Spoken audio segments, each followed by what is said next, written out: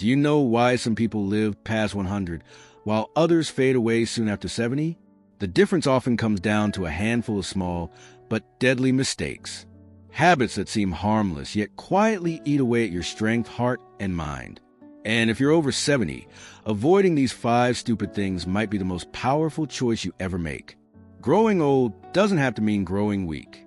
In fact, the years after 70 can be the healthiest, most peaceful, and most fulfilling of your life, if you know what not to do. Unfortunately, most seniors unknowingly carry daily habits that silently sabotage their longevity. It's not the big diseases that end lives early. It's the tiny repeated acts that chip away at health one day at a time. In this video, we're going to uncover the 5 most dangerous mistakes that shorten the lives of older adults. These are behaviors most people don't even question, but each one quietly drains your vitality, clouds your mind, and weakens your heart. Stay with me until the end, because the first one will surprise you. It's something almost everyone does without realizing how destructive it truly is. If you're serious about living to 100, these are the traps you must avoid starting today. Now, let's get started. Number 1. Neglecting regular movement and staying seated too long. One of the most damaging mistakes older adults make after 70 is believing that slowing down means staying still. Many think that resting more preserves energy, but in truth, too much sitting quietly drains it. The body was never designed for stillness. It was built to move, circulate, and breathe. When movement stops, everything else begins to decline. Blood flow slows, muscles weaken, and your heart loses its rhythm of strength. After 70, long hours of sitting, whether in front of the television, reading, or simply resting, can quietly build up risk factors for stroke, heart disease, and dementia. When you sit for too long, blood tends to pool in the legs. Circulation weakens, and your arteries stiffen.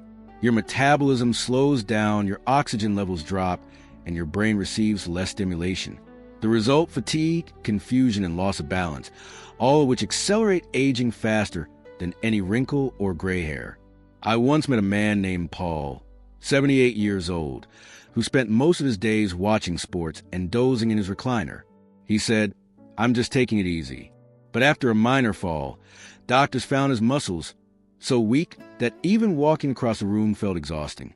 His body had forgotten how to move efficiently. Within months of physical therapy and light daily, walking, his energy and appetite returned.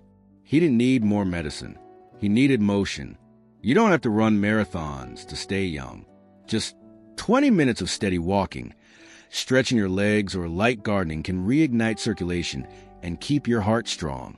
Even simple habits like standing up every half hour, rolling your shoulders, or lifting light weights while sitting can make a profound difference.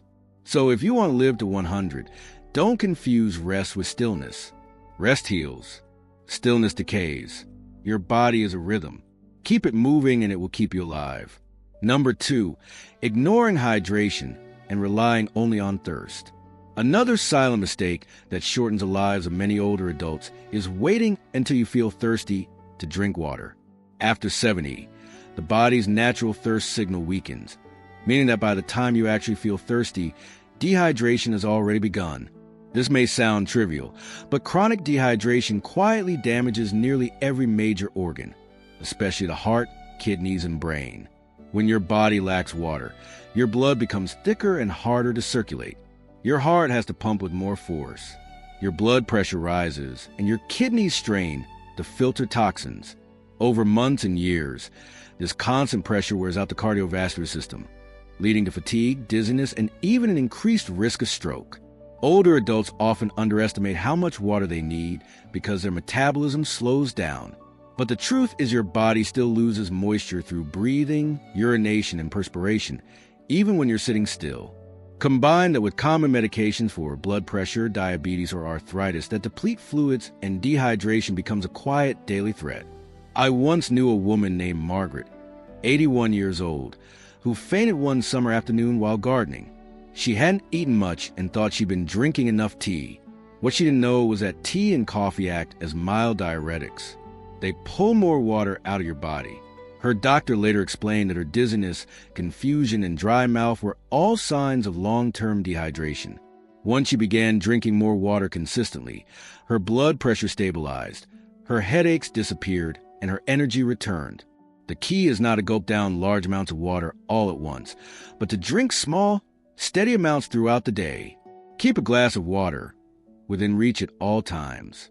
Add lemon slices or cucumber if plain water feels bland, soups, fruits like melon or oranges, and herbal teas. Also count toward hydration. You don't need to measure every cup, but make it a ritual. Drink when you wake up, drink mid-morning, drink in the afternoon, and again before bed, unless your doctor has restricted fluids for medical reasons.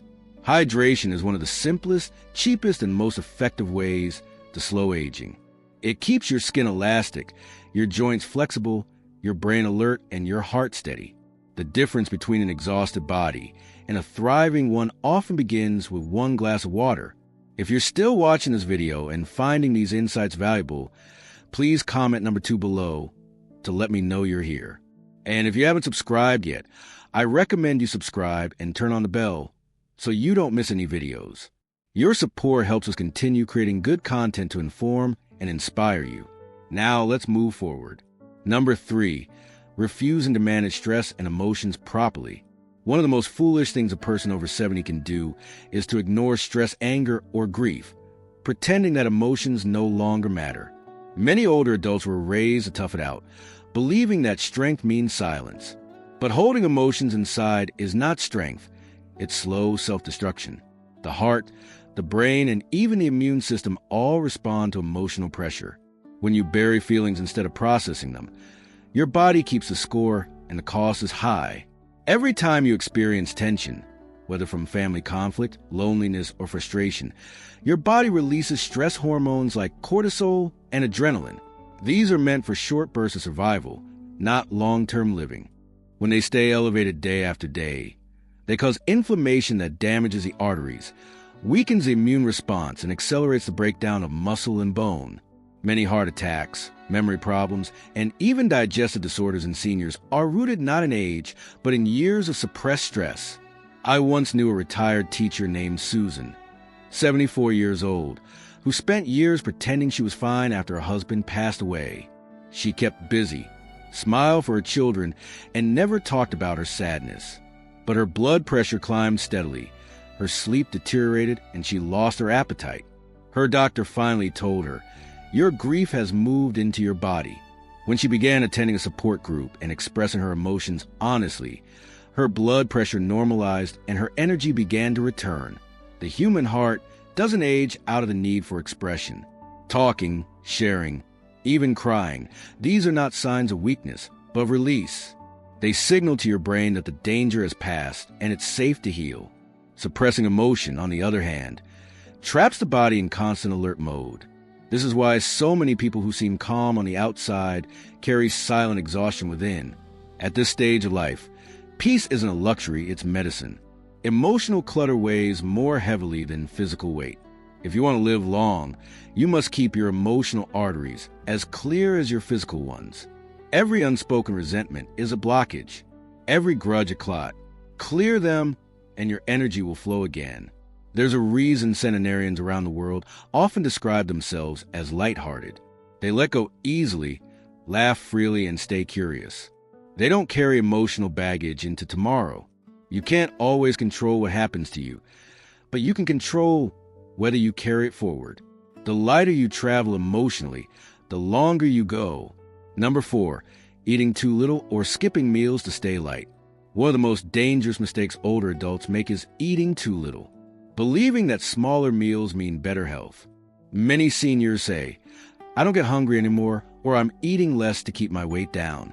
But after 70, undereating can quietly destroy muscle, weaken the heart, and starve the body of the nutrients it needs to stay alive and resilient.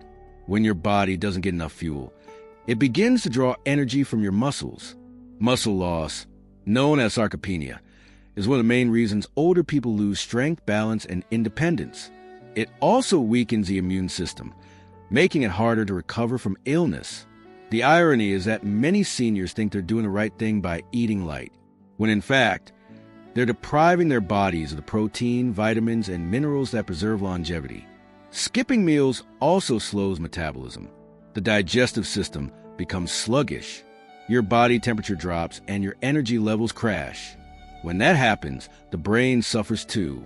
Low blood sugar makes you foggy, irritable, and forgetful. Many seniors confuse these symptoms with dementia, when they're often just signs of malnutrition.